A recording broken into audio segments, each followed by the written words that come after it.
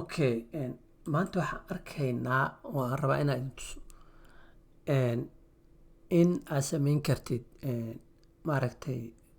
mathematical ama math operation inaad ku samayn kartid Excel formula iyo function la-aan macnii inaad isku dari kartid. Tusaale ahaan company-gan waa kuwaana dadkan salary la siiyaa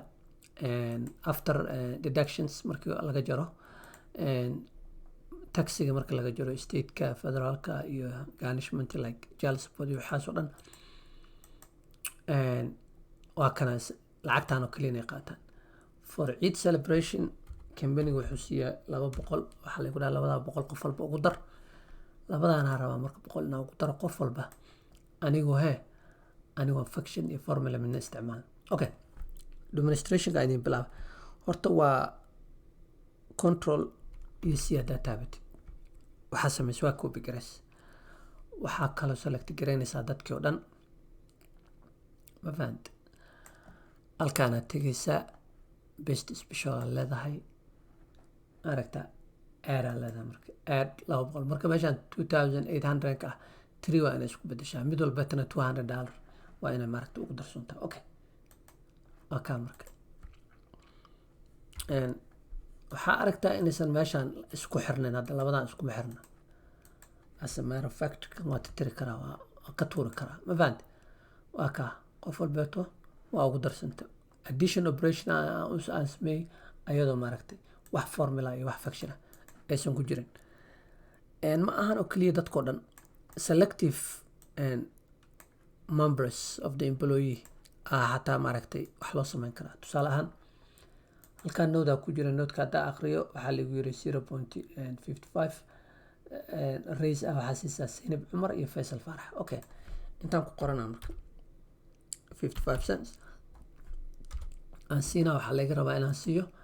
Faisal iyo filter garaynaya meeshaan si aan ku helo. Okay, waa kana Sinib Cumar mataa Sinib Cumar iyo Faisal Farax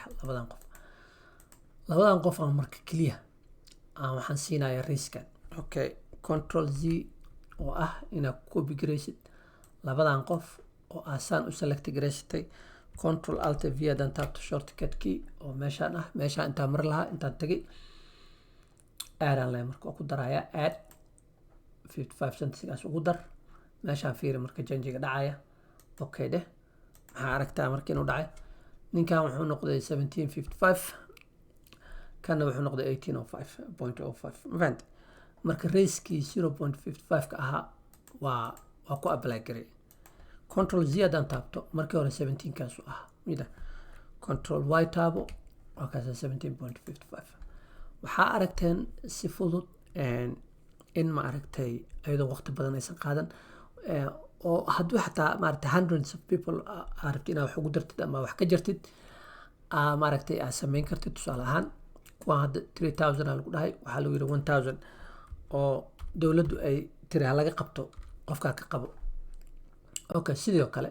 saana leedahay control Z oo aad ku select garaysanaysid kana taabanaysaa control alt V oo kan kusoo marka waxaan leeyahay waxa ka jirta 1000 ka jirta 2000 noqon halka fiirso marka. Okay dheh okay mana ahan wax oo isku xiran oo kana waa tuuri karaa bad